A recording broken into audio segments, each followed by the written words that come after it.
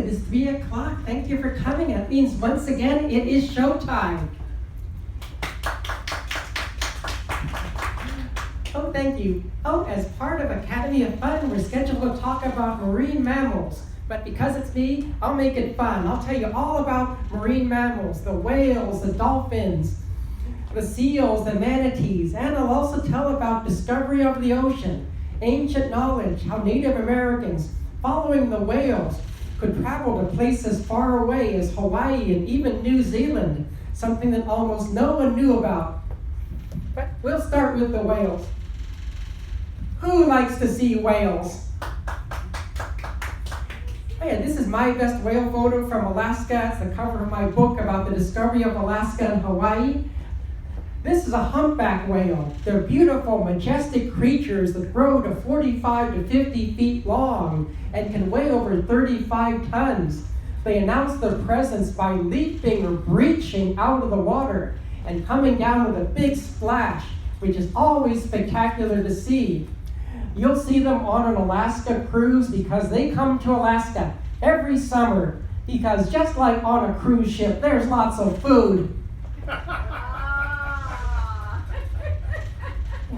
The whales know, come on in, that the waters of Alaska are filled not just with fish, but with the small shrimp and the krill that are the humpback whales' food. Humpback whales are filter feeders.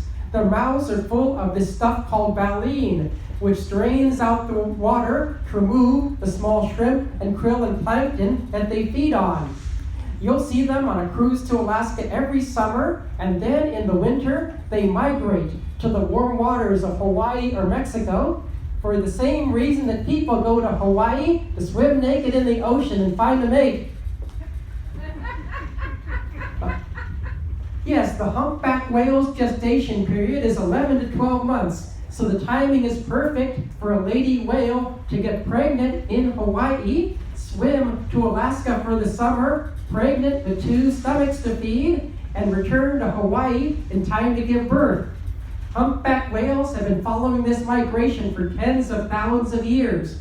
They're incredible navigators. We don't know how, but in their voyages between Alaska and Hawaii, they're never off course by more than about 1 degree. It could be due to magnetic material in their brains. We don't know why. They don't tell us. So sometimes you'll see a big whale with a little one. That'll be a mommy and her calf. Humpback whales are single mothers.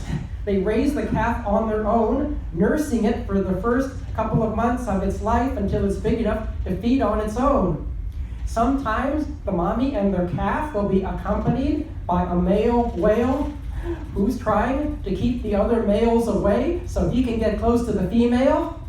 But if the male gets too close, the female will just slap him away with her giant tail. And if he's really determined, he'll continue after her. Their tails are very distinctive. Just like fingerprints, we can use them to identify whales. That's how we know that the same whales we see in Alaska are the whales who meet in Hawaii. So if the male gets too close, the female will slap him away. And if you want to know what part of the female the male finds attractive, it's the tail.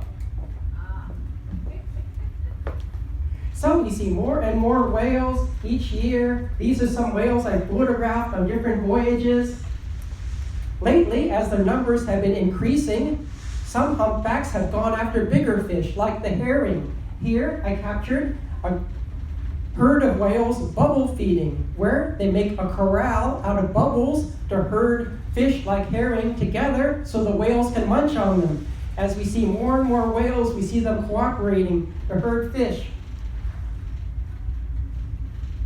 Oh, and some whales migrate to Mexico. If you ever do a full Panama Canal passage, they all stop in Cabo San Lucas, which is a great place to see whales. You can nearly always see them there.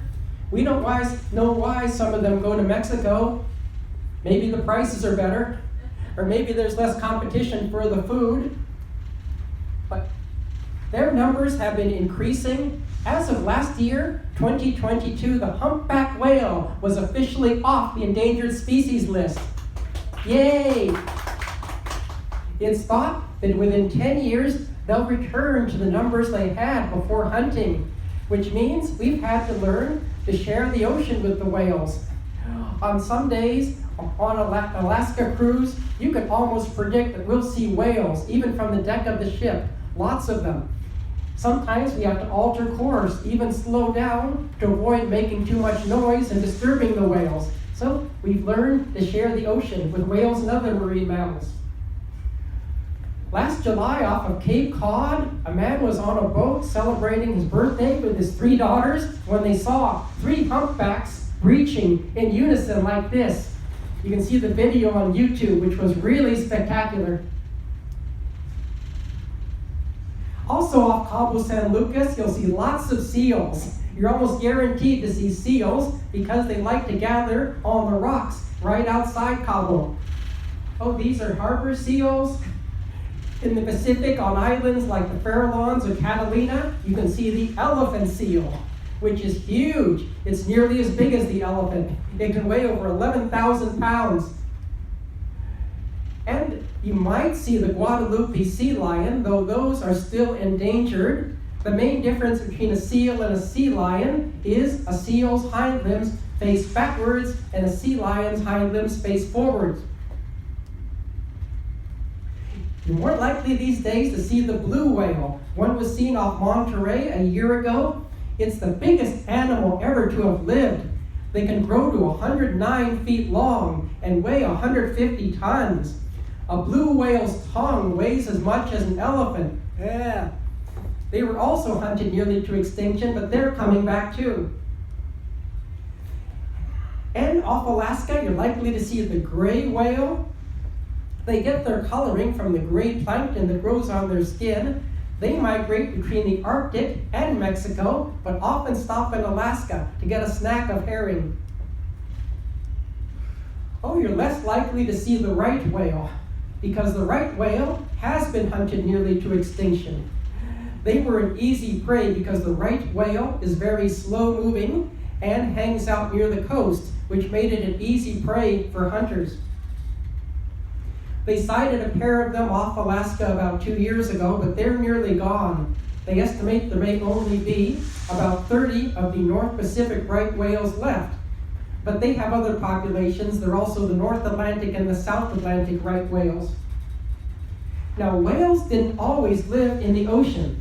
About 50 million years ago, whales looked like this. They had feet and walked on land, but for some reason, they returned to the sea. We don't know why. Maybe they just like swimming. Maybe they know something we don't. But most likely, to grow to their enormous size, they went to where most of the food is, into the deep ocean. In the Egyptian desert, there's a place called Valley of the Whales, where they found skeletons of these prehistoric walking whales. Oh, this one was just announced this year. It has the Egyptian name of Tutsentus rainensis, reminding people of King Tut. Oh, and also in the oceans, we can see dolphins, lots of them. If we're lucky, sometimes they accompany ships, riding in the waves of the ship's bow. In many places like Cozumel, you can swim with dolphins. Oh, and we're also entering waters full of manatees. Has anybody seen a manatee on our voyage? Oh, well, they're really neat creatures. There are many of them in Florida. Oh, they typically weigh 800 to 1,200 pounds and grow about 9 feet long, but some of them grow over 15 feet long. Sometimes they gather together in what they call mating herds, with one female manatee and a bunch of males competing for her attention. So she gets her choice of mates. But after mating, the female manatee also raises a calf on her own as a single mother. Oh, and in the oceans, we may also see orca. Orca used to be called killer whales, but that's not an accurate name. They're not killers. They almost never harm humans, and orcas aren't really whales. They are also members of the dolphin family. Well, you can identify an orca because on its back, it has a very high dorsal fin, like a dolphin's, only taller. Whales don't have that. On its head, the orca has just one blowhole. Most whales have 2. Orcas are really just big dolphins wearing tuxedos. And if you see one orca, you'll likely see a lot of them because they spend their life in pods, which can have 6 or 10, sometimes 20 or more orca. And they spend their whole life in the pod.